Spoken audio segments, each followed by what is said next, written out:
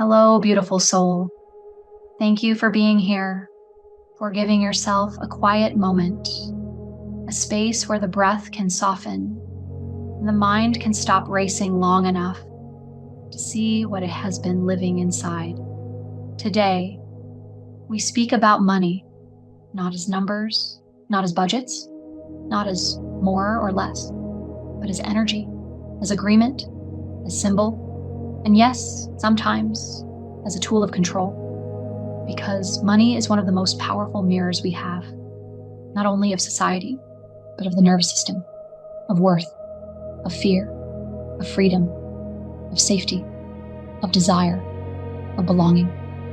And the first truth is simple. Money is not what we think it is. Money is not value. Money is a measure of value, a language we invented to translate exchange so that we wouldn't have to carry grain, cattle, or promises in our hands. At its purest, money is a symbol of trust, a collective yes, a shared agreement that says this token represents effort, time, skill, service, creation, and we agree it can move through hands and still mean something. So money, at its root, is social coherence, a system that only works as long as we believe in it together.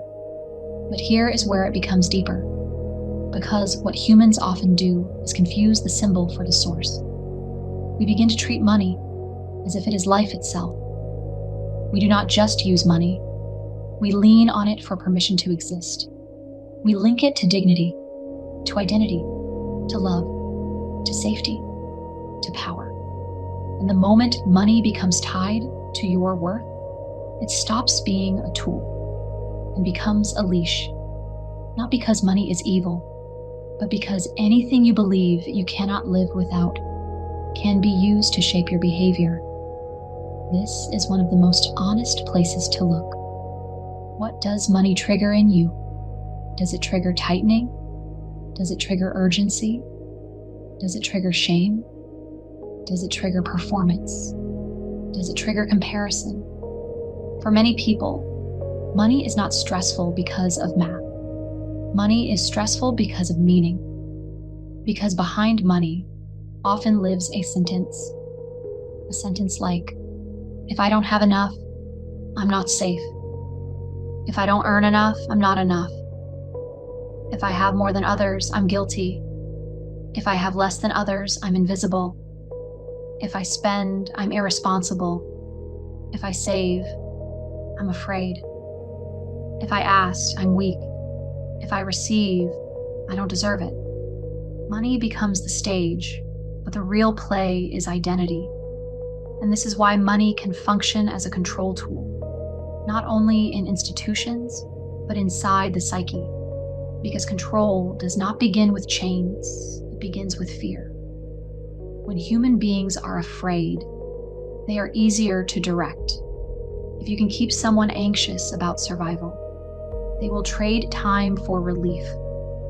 They will trade truth for stability. They will trade their inner knowing for the promise of security. And so entire cultures form around money as a survival gate. Not always by conspiracy, often simply by momentum, by inherited systems, by history, by scarcity.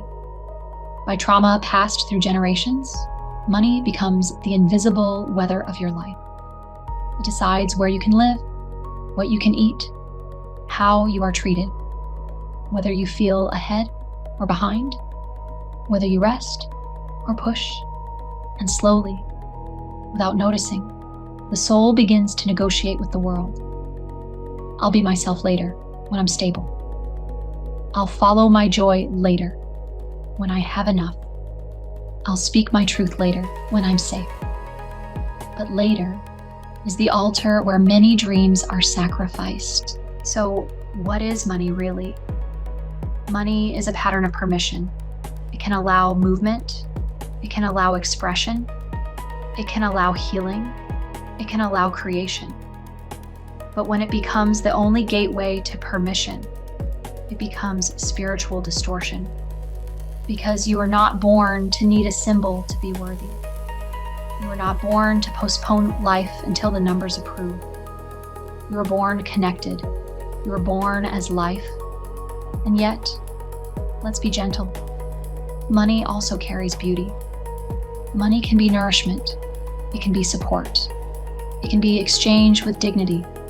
It can be, I see you, and I honor what you bring.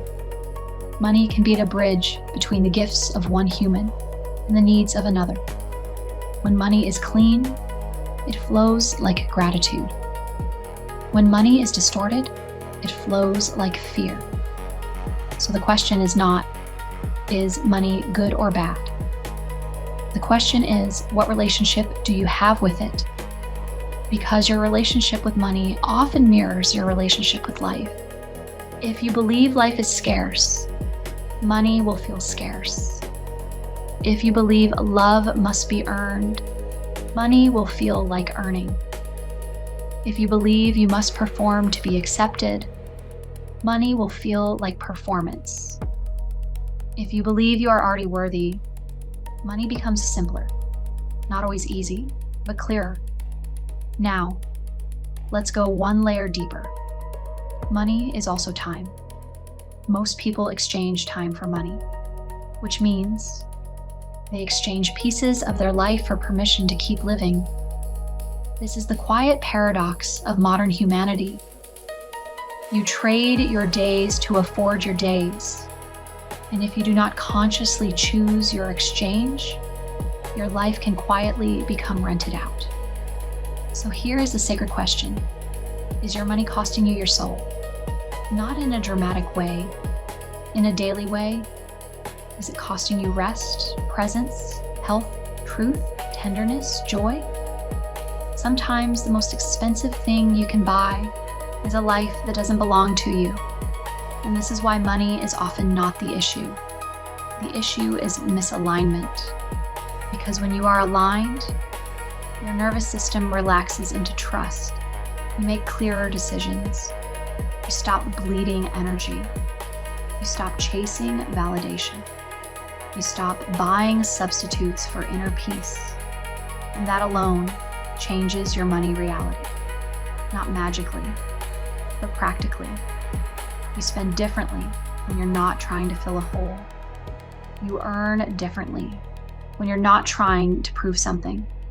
You receive differently when you no longer feel undeserving.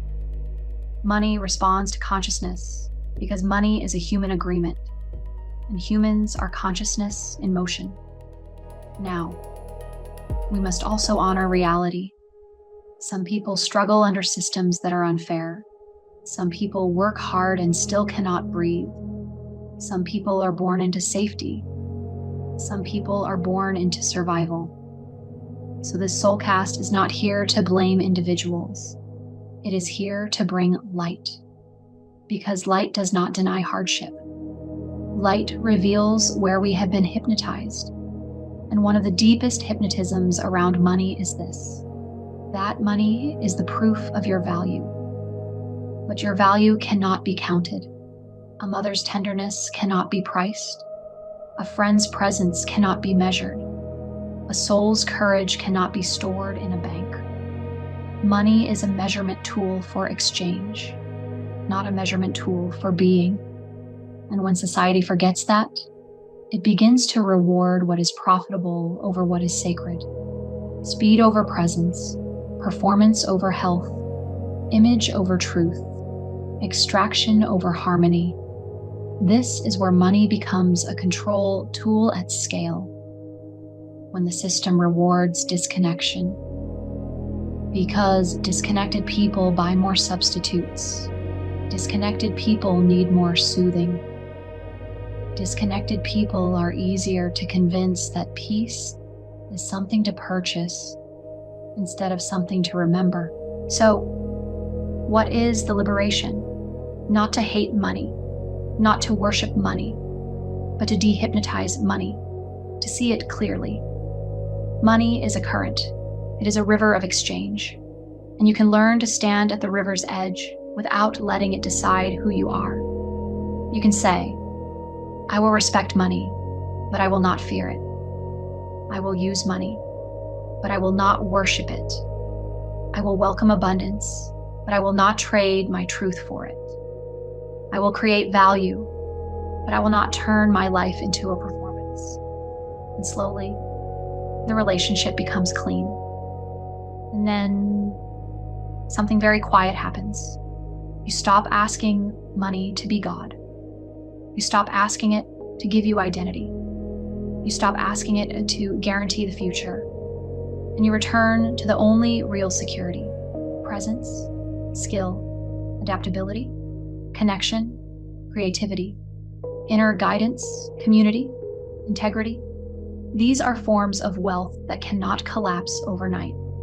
Now, let's end with a truth that may soften you. The universe does not speak in currency. It speaks in coherence. When you are coherent, when your thoughts, choices, values, and energy align, your life organizes. Not always instantly, not always perfectly, but more truthfully. And money in a coherent life returns to its proper size. A tool, a translator, a servant, not a master. So if you have been afraid of money, hold yourself gently. If you have been ashamed about money, forgive yourself softly.